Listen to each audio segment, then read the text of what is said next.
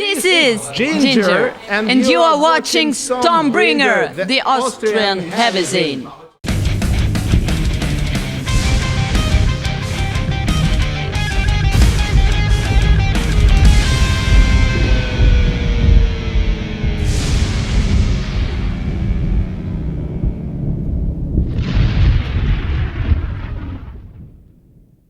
So I have Eugene and Tatiana with me here now. It's Halloween. We see this on the curtain behind me. Is there anything like Halloween in the Ukraine as well? Actually, this in Ukraine it's kind of like a trend, like a modern trend. Like here? Yeah, actually we are not Catholic. Well, partially there are Catholics, but actually I don't celebrate Halloween. It's only like a party, only like a holiday for us. You go out drinking or something? I try to drink whenever I have an opportunity. So when you talk of Ukraine, it's not the best news which come around here, with all the quarrels and the war situations and everything. How is it at the moment for you there? Is it quiet, or do you feel anything of the conflicts? Well, comparing to what we had 1 year ago or half a year ago, it's quiet now, fortunately, and things recently have been coming down. Just before we set off to Austria, I read some bad news, just like some new firefights. They are emerging again. But in total, hopefully things are coming down, and we all pray for. Doesn't matter if you're religious or not, but we all pray for peace and waiting for the day when all of it is over. Yeah.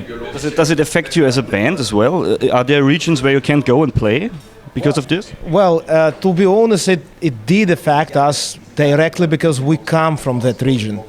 Originally, the whole band and all of us, we were born and we grew up in the east of Ukraine, and because of the war, we were forced to migrate to the west of Ukraine. So, but our parents are still there. All our families are still there. Every day we call them back and we talk and keep in touch and so on and so forth. So it did affect us directly, unfortunately. Fortunately, actually, it's great luck that fortunately none of our family members suffered. So they are all okay. They're all okay, but they still have and they had to live in the atmosphere and the surrounding of the conflict, which is bad, of course. So, do you think the metal music is channeling the aggression of the people maybe a bit more when they come to the shows and they can make circle pit and everything? So there is a lot of tension in Ukraine, and the people go there just to party and to let loose. Well, I think they try to throw away those that aggression and that disobedience of the system to the system. But and actually I noticed that in Ukraine they try to mosh and to do this circle pit in any situation, even if the song is quite like smooth. Yeah. Really, a ballad or something. It's so awkward. But still, if they wish, let it be. Yeah. So they can circle it in the breaks as well. Yeah, the main thing that they must not be violent or something. Yes, yeah. To be violent to any living creature. Normally the metalheads aren't violent. Yeah, let's be violent to each other. Why not on the concert? Yeah. But still, they can. There are a lot of fighting, during our shows sometimes.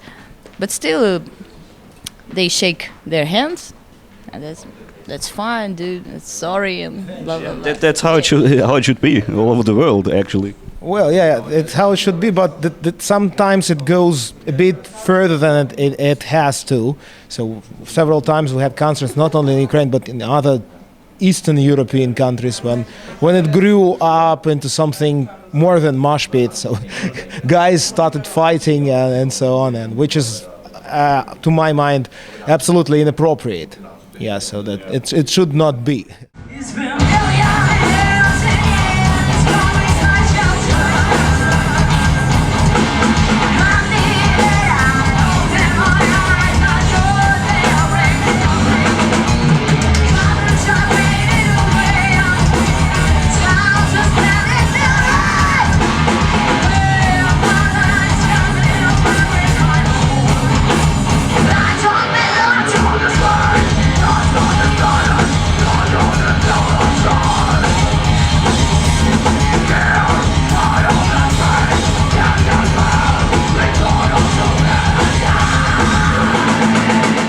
I discovered there's a very vital metal scene in Ukraine.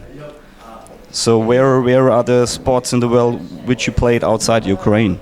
Okay, I will answer because I have better memory than her. So she sometimes forgets about the facts. In fact, to be honest, we've played more outside Ukraine than inside. For instance, this year we've played over 70 concerts in total, and 50 of them were around Europe. So this year we played in Poland, in Germany. It was a festival, open air festival, a tour around Poland, a tour around the Czech Republic. We played 2 concerts, now 3 concerts. Yesterday we played again in Austria, so 3 concerts, including this one, 4 concerts in Austria. We had a tour around Italy. We had a tour around Balkan countries like Bulgaria, Romania. We played in Greece. So mostly around Europe, not in Ukraine. But you're right if you're saying that the metal stage is really vital and well developed back in our homeland. There are good bands which are, I think, European and even world level, quality level. So there is a good market and a good product which can be valuable and accepted, well accepted in Europe too. So unfortunately, not many bands manage to go to play around Europe, but still everything is ahead. Maybe some other bands, not only Ginger, will come here and play in the future. We hope so. You discovered the market earlier than the other ones. Yeah, we discovered the market earlier, but well, it happened accidentally. We were invited actually by the first time we came to play in the EU. We were invited by bookers. So we didn't even think about that, but then we got the invitation and we thought, well, come on. That's how it starts. Yeah, that's how it starts. Well, it worked well. So now we are touring all the time. You did 2 or 3 videos to your songs, I guess, in total. Official videos, I think it's Exposed as a Liar, Cloud Factory, Bad Water, the newest one, Sister All Over, and Scissors. There are not less than 5. 5 official videos, okay. Is it a good vehicle for you to transport your message? Is it better than, let's say, 20 years ago there were records or singles and you get golden records for each 200,000 or something? Now you got like 700,000 clicks per video or something. Is it a good vehicle for you to bring out your message? Absolutely. This is the reality we have to accept. We not to stay out of date, actually, because now YouTube is, I think, the best, the most effective vehicle to push you forward. For instance, our newest video, Sister All Over, got 170,000 views in 3 weeks. So, and it made our audience wider just in a click, absolutely, very, very quickly. So more people coming to gigs all around Europe, more fans. It works well, definitely. There is a side effect of it, because it lets all the bands do their promotion in a very easy way, and that's why we have like a void of dozens of bands. Some of them are really bad, and there are too many of. There is too much of offer. Yeah, so and there is not enough demand. Everybody is in the band practically. Yeah. If you're not a band member, you are a photographer. yeah, or a journalist. Yeah, or journalist. Yeah. But you started out in 2009 with a male singer. Yeah, So you came in later on. So did you feel some kind of boost since she's in the band because she's in the band? I wasn't in the band. I wasn't in the band at that time, so I can't say. But I think Tatiana has some comments on it. Yes. So. You have the feeling many people come to see, especially you on the stage, because they don't believe it's your voice or something. Yeah, that's right. Yeah, actually, yesterday in that village, I don't remember it's. I know it's near here, Mönchkirchen. Yeah. Yeah, one young guy came to me and he said, well, he commented on our show, on our performance.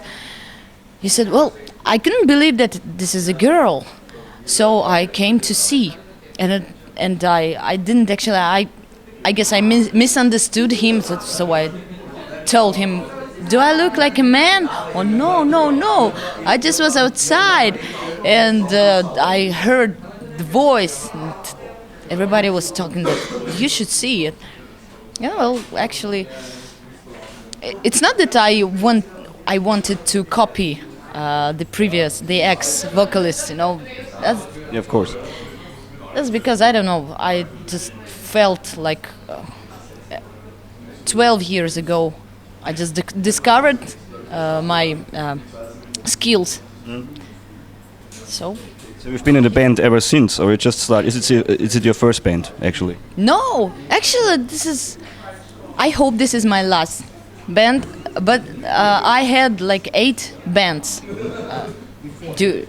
Before and actually simultaneously, and actually. I was trying to do extreme vocals before Ginger. Yeah, I had one band, and that was my start. But doing roles. But if it comes to bands with female vocals, hard death metal bands actually, or melodic death metal bands as it is, everyone thinks of Arch Enemy first. Are they a main influence for you as well, or do you just say I don't care, I do my own thing? Actually, I don't like this band. Actually, I don't like female bands at all, like metal bands, you know. Except your own. Like our band. She doesn't like our band either. Yeah, it's a paradox. You don't have to. Yeah, so I. And what was the question? I forgot. You. If you are influenced by bands like Arch Enemy, for example, or Holy Moses, for example. Not at all. We are not. I was listening to Holy Moses, but I think I can do better than her. Modest. She's very modest. Yeah. And she's very young compared to some Peter Glass. Yeah. Sorry. But in fact, we haven't been influenced by any of female fronted bands, and I don't like this separation, like when people separate metal bands with male singers from metal bands. It's sexism. Yeah, I don't see any huge difference to separate it in a different genre or something like that. But the fact is, I know some people who go to Arch Enemy concerts because they want to see the singer, because she's kind of sexy. That's like... audience, and unfortunately, and then I think that if I weren't in this band, Ginger would be nothing without me. Again, I'm modest. This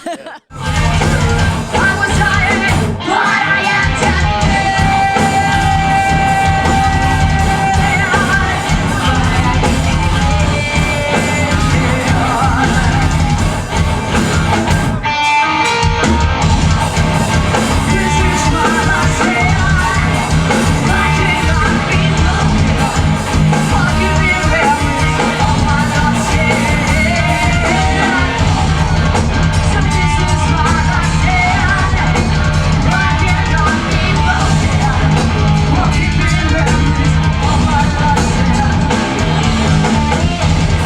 I have to claim one thing. Yeah, she's right saying that. Well, she is the cutting edge, the central point of the band. But if Tatiana was a male, if she was a man with same vocal skills and with same charisma, it would make no difference. Would be same at the same point. Would be same ginger. Well, Same haircut. Haircut, yeah. But didn't you have like these dreadlocks recently? Yeah, and this kind of They had to come off. yeah, I'm pissed off wearing those dreads during like 8 years already. Yeah, and everybody approaches to me and asks, "Oh, why? You were so hot and now you're not." I don't give a I didn't say that. I just said why. why. That's because I'm tired and it was really heavy to wear it on, and there's a period in our life, in our band's life, that we face many changes right now. So I guess why not? Let changes come to me and challenge. So We'll see if it's better to headbang with this kind of hairstyle. what? If it's better to headbang with this kind of hairstyle. Yeah, but still, I feel awkward. Like, you know, I'm just bouncing like I'm empty. As long as it moves in some direction when you bang. Yeah, Look at me, that nothing moves at all when I start to bang. So. yeah.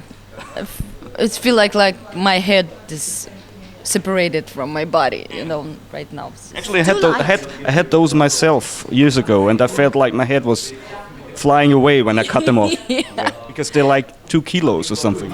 Yeah, it's something like that. And no, I don't give a flying fuck about what people say about my haircut. And plus, that was like autumn depression. Okay. We don't want to get so deep into it, so yeah, we'll leave it at that. I'm kind of emo right now. Sorry for that. So, yeah. Are you crying? yeah, because I'm in emo too. I've got so much of new things to know after this interview. Listening to her. A revelation for everybody. Okay, let's go. Let's get this to an end, because I want to have you celebrating your Halloween evening, which is a truly European fest. Yeah, because I don't like it very much. I don't like Halloween, so it's just all about these skulls and bones down there. So I hope we will have you here more often in the future, because it's not so far away. It's like 400 kilometers from Austria to Ukraine. You go straight to 600. 600. Yeah, sorry. Yeah, 600. You definitely will check us and see us more often, because we are now planning tour around Europe for next spring, and I think we'll have about 4 concerts here in April, at the beginning of April. So not only in Vienna, but definitely in Graz and some more places. So with great pleasure we'll come back and play. People should check it out, even in Graz and everywhere else. Yeah. Ginger comes along.